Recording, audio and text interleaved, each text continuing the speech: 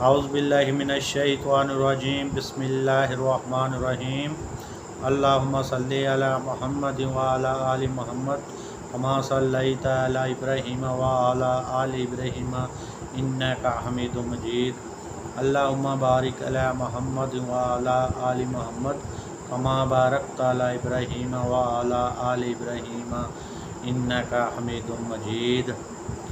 दोस्तों, जैसा कि मुहर्रम शुरू हो गए हैं तो आज मैं आपके लिए मुहर्रम की वीडियो लाया हूँ, तो चलो वीडियो की तरफ चलते हैं। जब हज़रत इमाम हुसैन का मुक़द्दस सर यजीद के दरबार में लाया गया और तमाम अहले बैत के लोगों को दमिश्क की सरजमी में यजीद के दरबार में पेश किया गया, जब यजीद हज़रत इमाम हुसैन के मुबारक सर में छड़ी रखकर बेहुरमती कर रहा था और गुस्ताखाना हरकतें कर रहा था, उस वक्त नसरानी बादशाह रूम का एक कासिद भी मौजूद था। वो ये मंज़र देखकर काफ़ी हैरान हुआ और बोला कि हमारे यहाँ एक जजीरे के गिरजाघर में हज़रत ईसा अलैहिस्सलाम की सवारी का कुछ सामान रखा हुआ है। हम हर साल दूर दूर से उसकी ज़ियारत के लिए जाते हैं और मन्नतें मांगते हैं और उसकी ऐसी ही ताज़ीम करते हैं जैसे तुम अपने खाना काबा की करते हो। लेकिन अफसोस है कि तुमने अपने ही नबी के नवासे के साथ ऐसा सलूक किया। मैं गवाही देता हूँ कि तुम लोग बातिल पर हो। जालिम यजीदी की इन हरकतों को देखकर एक यहूदी ने कहा, मुझमें और हज़रत दाऊद अलैहिस्सलाम में 70 पुश्त का फासला है, इसके बावजूद भी यहूदी लोग मेरी ताज़ीम करते हैं। लेकिन तुम लोग कैसे लोग हो? जिस नबी का तुम कलमा पढ़ते हो उन्हीं के नवासे को भूखा प्यासा रख कर जुल्म सितम के साथ तुमने शहीद कर दिया। यजीद एक बार फिर भरे दरबार में हज़रत इमाम हुसैन के सरे अक़दस में छड़ी रखकर कहता है, यही इमाम हुसैन हैं, यही खिलाफत का दावा कर रहे थे, इन्होंने ही मेरी हुकूमत की बगावत की थी। इमाम ज़ैनुल आबिदीन जवाब देते हैं, जालिम बगावत का जुमला इस्तेमाल मत कर।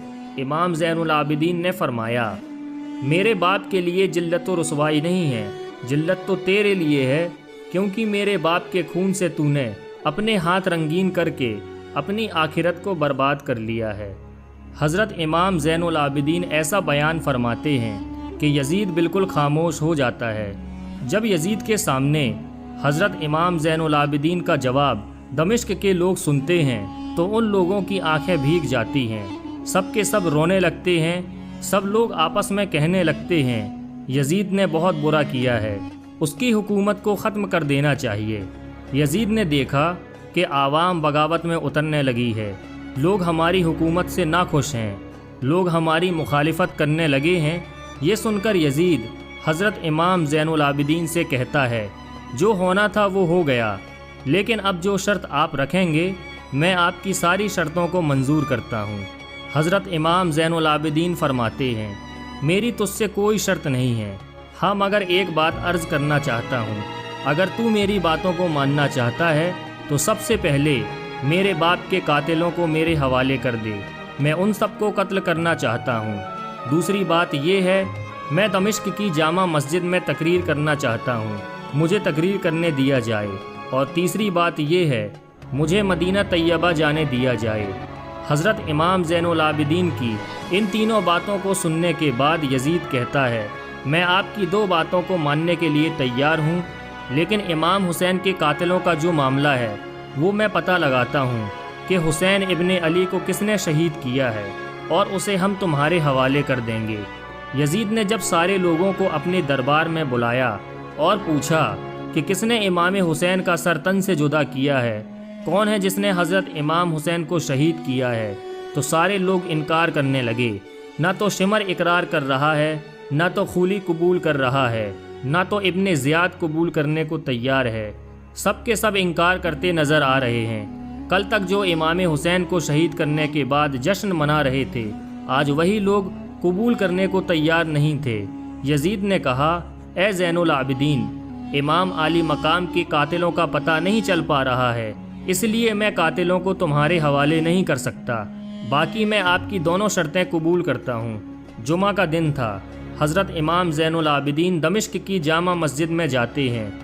एक जुमा को हज़रत इमाम हुसैन की शहादत हुई है और दूसरे जुमा को حضرت امام زین العابدین کا خطبہ دمشق کی جامع مسجد میں ہونے جا رہا ہے۔ حضرت امام زین العابدین مصلی میں کھڑے ہو کر دمشق کی جامع مسجد میں بیان دینا شروع کرتے ہیں۔